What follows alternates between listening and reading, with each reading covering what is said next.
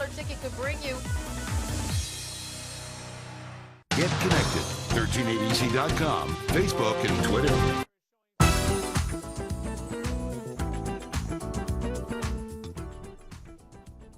Welcome back. We're talking about the issue of runaway children right here in our own Lucas County. We're talking to two experts in that area, Mary Schmidbauer, who's the project director for TAM's Youth Services Program, and we're talking to Marie Curtis, who's the LSW and outreach worker for that very same program. We've already explained to folks that this is a much bigger problem in Lucas County than anybody actually thinks it is, that we've got kids in Lucas County as young as 11 squatting in abandoned houses in all over Central City, downtown, everywhere, under bridges, living with friends at 11 years old, couch surfing, looking for food. And then we've introduced folks to this wonderful resource that kids can just call, and that you will go pick them up and help mediate with families and give them clothes and give them a place to shower and all of that. What should we be doing in this community to address this issue on a broader scale? I think parents need to recognize that having a kid in your house is actually, that isn't yours, is actually a problem. You know, I was going to ask you about that. When you talked about couch surfing, I mean, I can't imagine an 11-year-old showing up with my 11-year-old daughter when she was 11, saying, "I'm just going to, can Mary spend a few days with us?" They're creative. They're creative. Sometimes parents don't know. You know, I'd actually read that too. Sometimes they don't know. Sometimes parents don't know. It depends on how involved the parent is in that child's life. You know, who the friend is going to see, who the runaway person is going to see. So kids are often in the they're house. Resourceful, yes. Yeah, in the house, and the parents don't know they're in the house. Or sometimes they stay in the garage and are snuck food or things along those lines by their friends. The youth, about 70% of youth who run away use family and friends or relatives as places to survive with and through. And then if they burn those bridges, that's when things like drug sales, sex trafficking, things along those lines can come into play. So there's some very serious repercussions for youth who experience runaway situations that they may not necessarily recognize when they're in the fit of emotional leaving that moment, leaving that house because of a problem with a parent. In terms of the community, I think it's important to recognize we used to have a runaway and homeless youth shelter in Connecting Point. Right.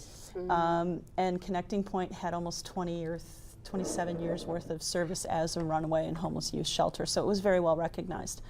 It's been almost 6-7 years since Connecting Point closed, so we're tilling the ground now, trying to make sure that people begin to know and recognize that we're out there. And we'll do presentations, we'll do educational programs, what have you. We have a runaway prevention curriculum that we can offer to schools or families or churches, just to try to help kids recognize that running may not solve all their problems. And the response to this from the community, has it been positive? Has it been helpful? Has it been embracing? It's been helpful, it's been positive. We started as a project of Second Chance. So a lot of people in the community hear Second Chance and think human trafficking and domestic minor sex trafficking. This is broader than that. This is any runaway in the community. So a lot of people hear TAM, Toledo Area Ministries, and Second Chance and just kind of categorize it as domestic minor sex trafficking victims, because that's our sort of trademark in the community. Yeah, and everybody who runs away is not sex trafficked. No. Yes. Yeah, we do tend to think that. We do tend to link the two. Often, if you're on the streets and you're a youth, that may happen at some point just to survive, because that happens to survive. To eat, to sleep. I mean, they have to trade something, and often it's just their body. So, our hope is to prevent that from happening, to reach these kids before they come to that point. Again, we have a bit of a graphic that I'd like to put up again that shows exactly the kinds of things that you all offer, because I want kids who may be watching this to understand that they don't have to be hungry. There are some options as opposed to trading your body to eat and sleep, and they can call TAM and they can get meals and clothing and showers if you don't like the situation you're living in, guess what, guys? TAM is here, and they provide case management. They help you manage the situation that has caused you to leave home in the very first place. So you have an opportunity to make some choices that actually change your life, and these folks are here to help. That referral information that was on the screen actually is I suspect, a major resource for you. You are using partners to help put these kids back on track Yes. as well. Yes. Yeah. What is the recidivism rate are you seeing there? It's difficult to say. We also have a street outreach program, so we're out trying to build relationship with the youth who are out there, and we strive to do meetups and continued meetings with youth, but sometimes they're smarter than we are. They see you coming. They see us coming. But if they're hungry, then that's okay, and we're riding in to save the day. So it's not an all bad thing. It's not uncommon for youth to run away at least once. In fact, 1 in 7 youth between the ages of 10 and 18 will run away. Yeah. It is less common for them to become chronic runaways, which is what's considered 3 or more runaways. And it's usually at that 3rd or 4th runaway that most of their bridges are burned and most of their resources are spent, and their safety net is raveling away from them. And that's when the risk of trafficking and the risk of becoming a drug dealer, becoming a scrapper, those kinds of things come into play, to survive, for survival purposes. I want to ask you, Marie, about your street outreach program in just a second, but before we get to that, all these kids are not bad kids. Oh, no, they're sweet kids. Oftentimes they have some type of trauma in their life. Some of them have more issues than others.